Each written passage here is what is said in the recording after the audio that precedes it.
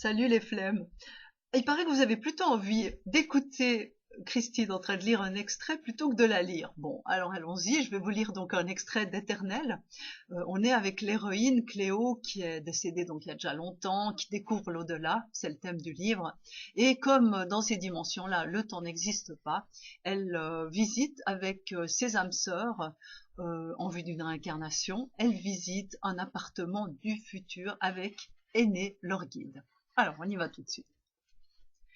Notre groupe d'âmes sœurs hésite sur le seuil d'un grand salon baigné de soleil.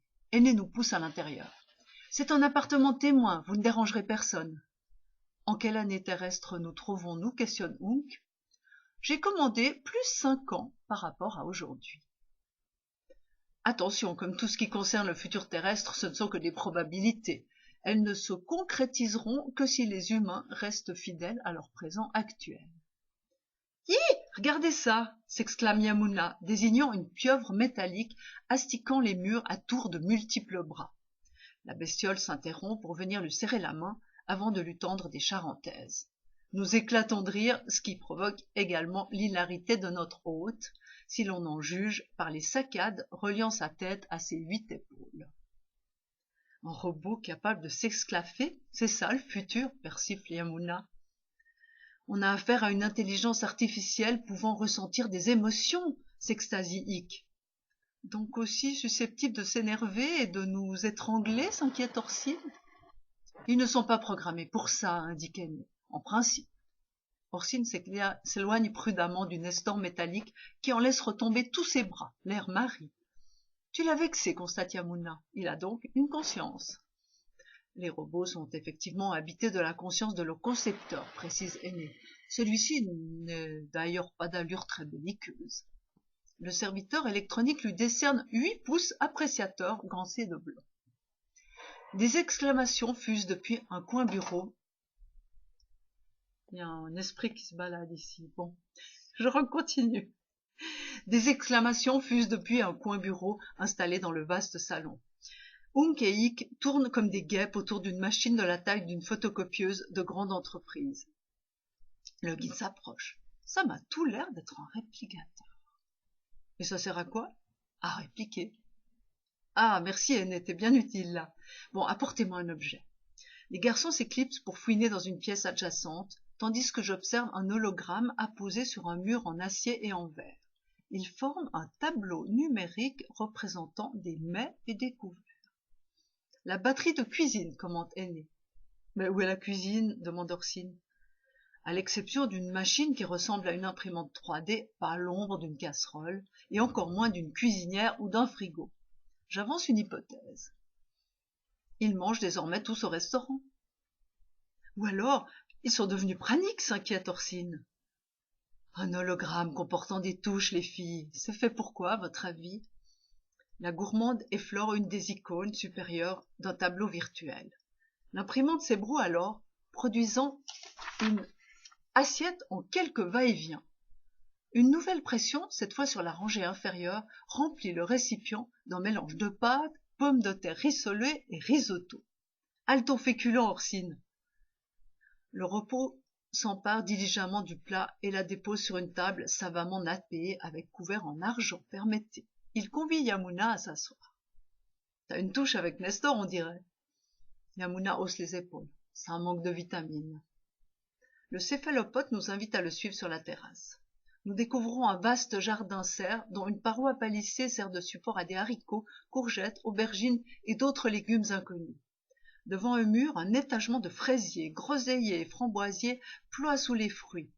Des manguiers et bananiers, ancrés dans un substrat foncé, ombragent le bord de la véranda. Je me penche. Nous surplombons des parcs où s'ébattent autant d'animaux en liberté que d'humains qui jouent, se promènent ou se lutinent dans les buissons. Notre jardin pousse sur un gratte-ciel aux parois recouvertes de plantes grimpantes. Aliments frais 365 jours par an, c'est ça? Lâche Orsine en cueillant un abricot rouge de maturité. Le robot pieuvre acquiesce en déposant sur la table une assiette de salade généreusement imbibée de sauce.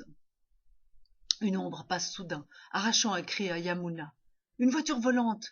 Depuis le temps qu'on nous le promet !»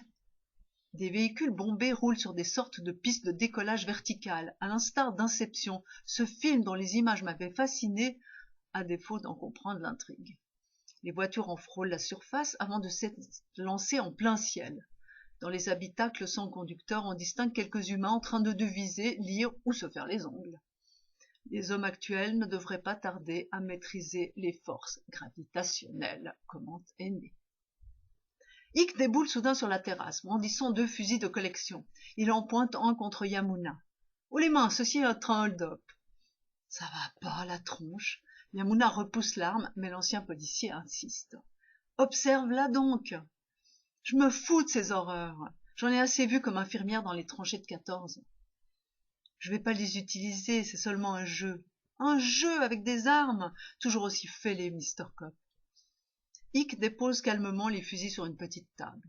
« Les autres, qu'est-ce que vous remarquez ?»« Rien, soupire Orsine. On dirait le même, multiplié par 2. »« C'est justement ça qui est génial. » Il désigne une des armes. « Voilà l'original. » Il effleure la seconde du doigt. « Et ça, c'est la copie. On a réussi à faire fonctionner le réplicateur, renchérit Hunk. Venez voir, c'est fabuleux. » Les garçons nous entraînent dans un bureau où se trouve une machine comportant 2 grands boîtiers.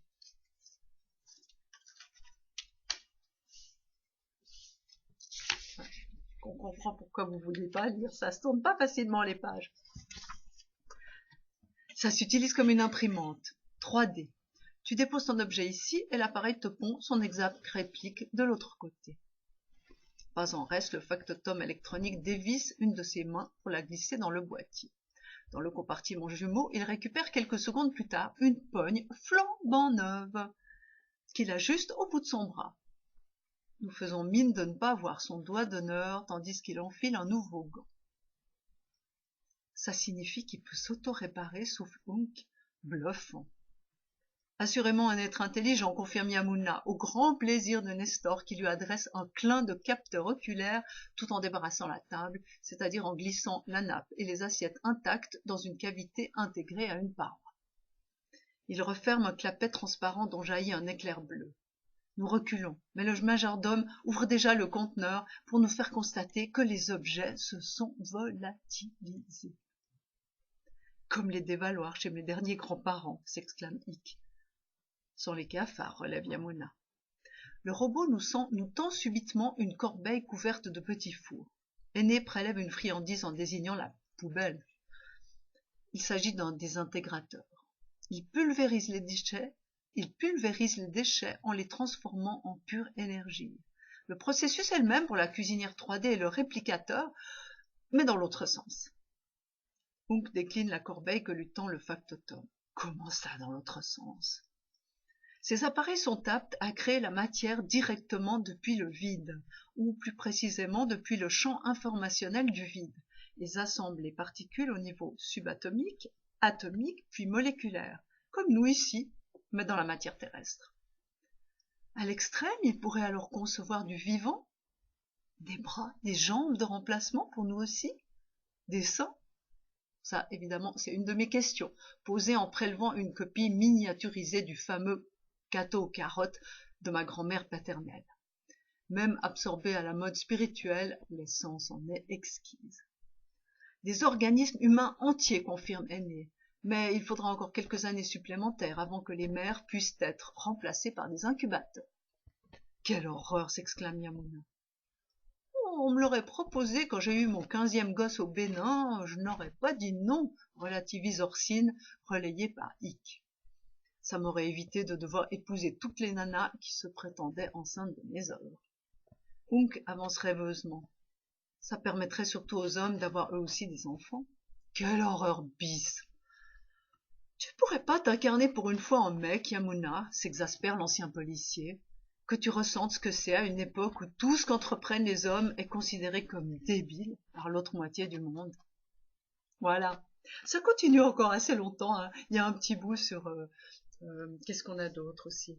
Bah oui, évidemment, il y a des réflexions sur le fait si on peut multiplier l'argent simplement avec un réplicateur, est-ce qu'on a encore besoin d'argent? Comment ça va évoluer tout ça? Comment on va passer de l'un à l'autre? Est-ce qu'il y a quels seront les modes de divertissement dans 5-10 ans? Voilà, donc là je me suis bien amusée encore. Donc dans ce livre, qui s'appelle Éternel, je vais y arriver, voilà, Éternel, donc l'auteur c'est Bibi, hein, c'est Christine Lay, vous le trouvez sur Amazon à moins de 5 euros en fait si vous le lisez sur Kindle. Vous le trouvez aussi sur lulu.com pour ceux qui préfèrent le lire sur des liseuses classiques, et puis pour ceux qui préfèrent la sensualité de la matière, eh bien vous le trouvez bien sûr aussi en édition papier, qu'à le commander. Voilà, je vous souhaite une bonne lecture et puis faites-moi un feedback, j'adore ça. Merci.